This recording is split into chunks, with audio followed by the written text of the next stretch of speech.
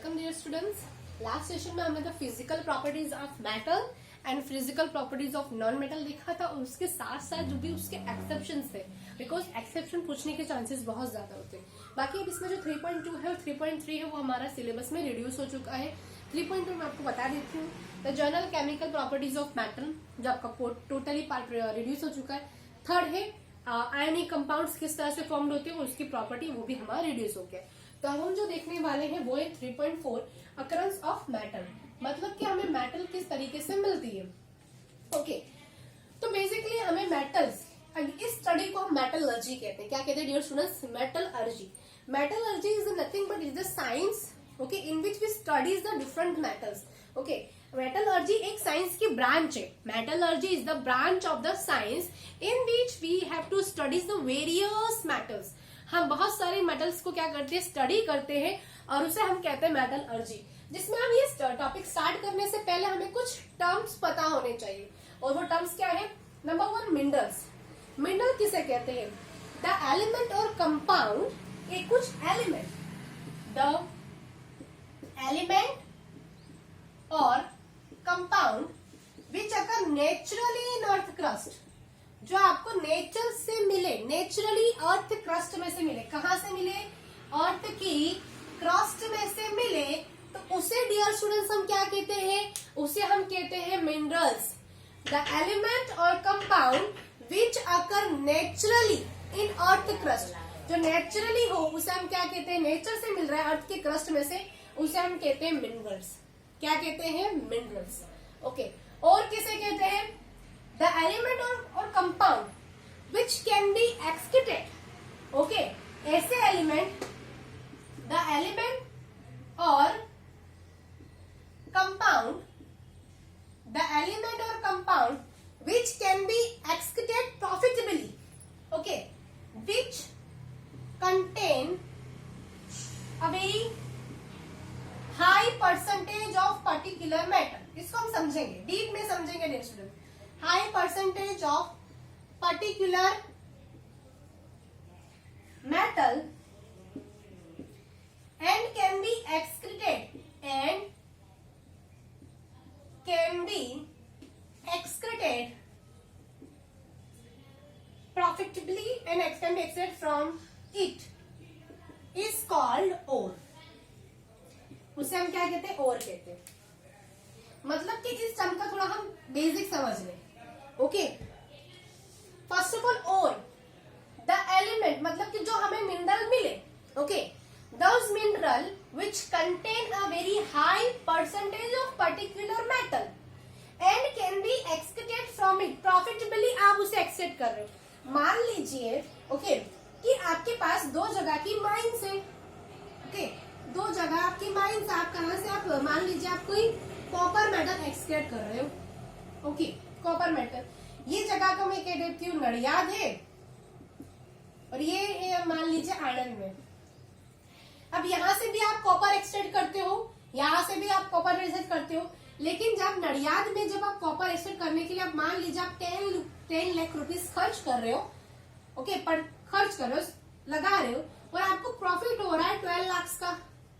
Okay, यहाँ पे iron में जो पाइन से जहां से आप कॉपर एक्सट्रैक्ट कर रहे हो उसमें आप खर्चा कर रहे हो 10 लाख रुपीज, लेकिन आपको जब आप उसको जो मिल रहा है मेटल उसको बाहर बेच रहे हो, ओके, सोल्ड कर रहे हो, आप बेच रहे हो, तो आपको कितना मिल रहा है? 8 लाख रुपीज मिल रहा है।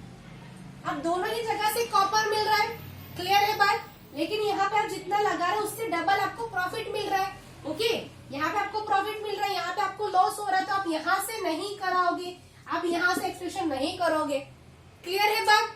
So those mineral which contain a very high percentage of particular metal, जिसमें कोई मेटल के परसेंटेज ज्यादा हो और आप उसे प्रॉफिटेबली एक्सट्रैक्ट कर सकते हो, जिससे आपको फायदा हो रहा है, उसे हम कहते हैं ores.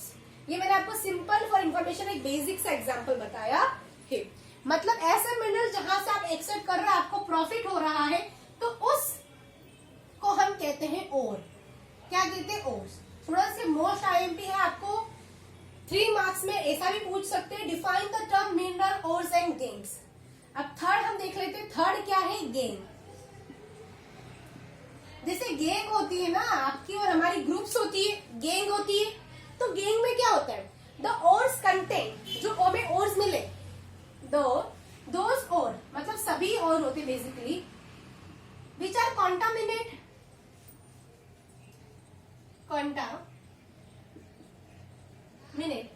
with a large amount of impurity,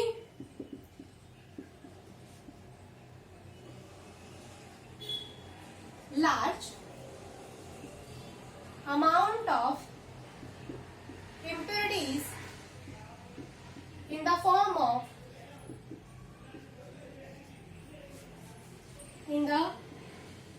of sand, soil, dust particle. कहां से कैसे हो सकती है impurities dear students? The ore, जो आपको ओर मिल रहे हैं अर्थ क्रस्ट में से, आप वो प्योर तो होंगे नहीं, ऑब्वियसली उसमें कुछ ना कुछ तो इम्प्योरिटीज होगी। तो जो भी इम्प्योरिटीज होती है सैंड, सॉइल, डस्ट के फॉर्म में, उसे हम कहते हैं गैंग। क्या कहते हैं? गैंग कहते हैं। क्लियर है यहाँ तक का? फिर से रिपीट कर देते हैं। मिनरल्स किसे कहते हैं?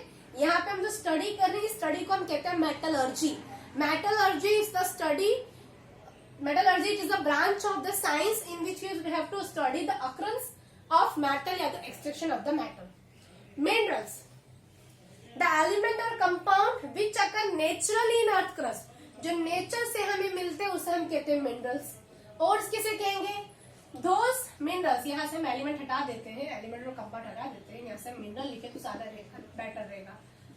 Those mineral which contain a very high percentage of particular metal and can be extracted profitably from its, okay, जिससे आप उसे एक्चुअली प्रॉफिट कर रहे हैं तो उसे हम कहते हैं ores. Again, the ores contain with the large amount of the impurities in the form of the sand, soil, dust particle, उसे हम कहते हैं गैंग। क्या कहते हैं? गैंग। नाउ स्टूडेंट्स हम एक क्लासिफिकेशन करेंगे, ओके, कि हमने जो रिएक्टिविटी सीरीज पढ़ी है ऑलरेडी, अब हम मेटल को किस तरह से एक्सट्रैक्ट कर सकते हैं। जैसे आपको पता है कि आप जब घर में नई नई डिश ट्राई करते हो तो सबकी रेसिपी अलग अलग होती है। उसी तरह से जो मेटल्स हाईली रिएक्टिव है उसे हम किस तरह से एक्सट्रैक्ट कर सकते हैं, जो मेटल मीडियम रिएक्टिविटी है उसे किस तरह से एक्सट्रैक्ट कर सकते हैं, और जो metal top of the reactivity है हम उसे किस तरह से एक्सट्रैक्ट कर सकते हैं। तो फर्स्ट ऑफ ऑल आपको क्या पता होना चाहिए? एक्टिविटी सीरीज पता होना चाहिए, जो मैं यहाँ पे लिख देती हूँ। मैंने फर्मी निमोनिक्स भी बताया था डिस्प्लेसमेंट रिएक्शन में, अगर आपको याद हो तो, कि potassium, sodium, calcium, magnesium, aluminium, zinc, iron, lead, इसके बाद आता है हमारा हाइड्रोजन, कॉपर, मर्क्यूरी, एक second, potassium, sodium, calcium, magnesium, aluminium, zinc,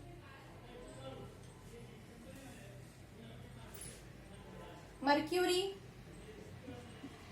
silver and gold. Hydrogen को बेसिकली अगर नहीं पता तो भी चलेगा इस एक्टिविटी सीरीज में, इसका इतना वो नहीं है, लेकिन आप याद रखना। चलिए, फर्स्ट ऑफ ऑल क्या है? Potassium, sodium, calcium, magnesium, aluminium, zinc, iron, lead, copper, mercury, silver, ओडी, सिल्वर, गोल्ड, ओडी कह रही हूँ, ये तो फनी निमोनिक्स में हमने याद रखा था। अब यहाँ पे स्टूडेंट्स याद रखना कि जो इतनी मेटल्स हैं, पोटेशियम से लेके एल्यूमिनियम, ये टॉप रिएक्टिविटी में रिएक्टिविटी सीरीज पे टॉप पे है, ओके, टॉप रिएक्टिविटी मेटल। मतलब इसको अगर ऐसी मेटल्स के हमें और मिल रहे हैं तो हमें एक अलग मेथड यूज करनी पड़ेगी। अगर हमें जिंक, आयरन, लीड और कॉपर मिल रहे हैं तो इसे हम मिडल एलिमेंट कहते हैं। ये मॉडरेटिवली रिएक्टिव होती है। कैसी रिएक्टिव होती है? मॉडरेटिवली रिएक्टिव। ये बहुत ज्यादा रिएक्टिव होती है, जो टॉप मेटल होती है बहुत ज्यादा होती है, ये मॉडरेटिवली रिएक्टिव है, ओके। और अगर सिल्वर, मर्क्यूरी, गोल्ड की बात की जाए तो ये लीस्ट रिएक्टिव है, लीस्ट रिएक्टिव मेटल।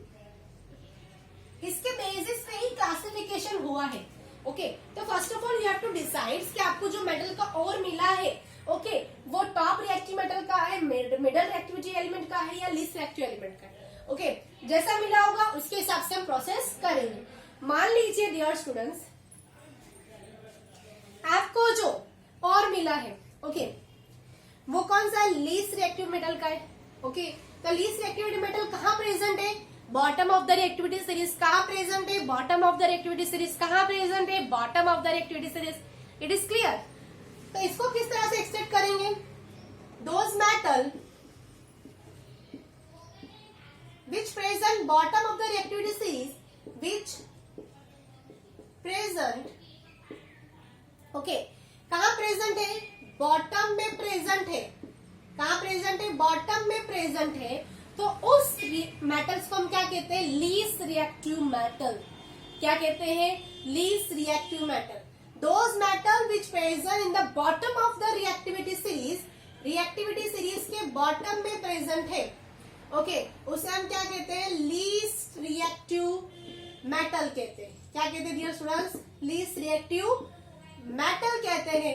एंड ये जो मेटल्स होती है आपको कैसे स्टेट में मिलती है? It will be found in a free state. आपको ये फ्री स्टेट में मिलती है। It will be found in free state. कैसे स्टेट में मिलेगी? फ्री स्टेट में मिलेगी। The metal which is present in the bottom of the reactivity series are least reactive and these metal are found in a free state. अब जल्दी से मुझे बताओ बॉटम में कौन कौन सी मेटल प्रेजेंट है? तो बॉटम में आपकी मर्क्यूरी है, सिल्वर है, गोल्ड है। ये क्या है? Least reactive metal. ये आपको फ्री स्टेट में मिलेगी। क्लियर है इतनी बात? चलिए, अब आपकी जो ये बीच में जो मेटल प्रेजेंट है, मॉडरेटली रिएक्टिव, जो रिएक्टिविटी सीरीज के मिडल में प्रेजेंट है, कौन कौन सी है? Zinc, iron, lead, copper. याद रखिएगा डियर स्टूडेंट्स, कॉपर को हम लीस्ट में भी इंक्लूड करते हैं और मिडल में भी इंक्लूड करते हैं। So those metal which present जो प्रेजेंट है, कहाँ प्रेजेंट है? In the middle of the reactivity series. कहाँ प्रेजेंट है dear students? Middle of the reactivity series. Reactivity series के मिडल में प्रेजेंट है। वो कैसी होंगी? Are moderately reactive dear students. कैसी होगी? Moderately reactive.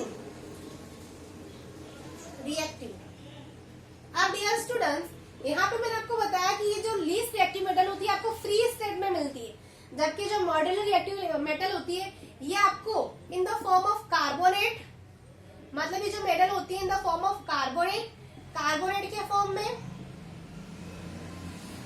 और सल्फाइड के फॉर्म में मिलती है। कौन से फॉर्म में मिलती है? Carbonate and sulphide. I hope this part is pretty much clear. आपको ये सारे पार्ट्स क्लियर हो रहे हैं? ओके, जैसी मेटल वैसा हमने वे यूज किया है। अगर मेटल लीस्ट रिएक्टिव मेटल है, ओके, तो ये हमारी क्या है? लीस्ट रिएक्टिव मेटल है, रिएक्टिविटी सीरीज में बॉटम में प्रेजेंट है।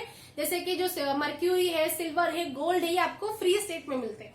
अगर आपकी metal zinc, iron, lead, copper है तो ये मेटल्स मिडल में प्रेजेंट है और ये मॉडरेटली रिएक्टिव होते हैं, okay, in the form of the carbonate और सल्फाइड। कौन से फॉर्म में मिलेंगे आपको? कार्बोनेट और सल्फाइड के फॉर्म में मिलेंगे। अब यहाँ पे हम देख लेते हैं, जो टॉप की बात हम कर लें। किसकी बात हम कर लेते हैं? टॉप की बात कर लेते हैं।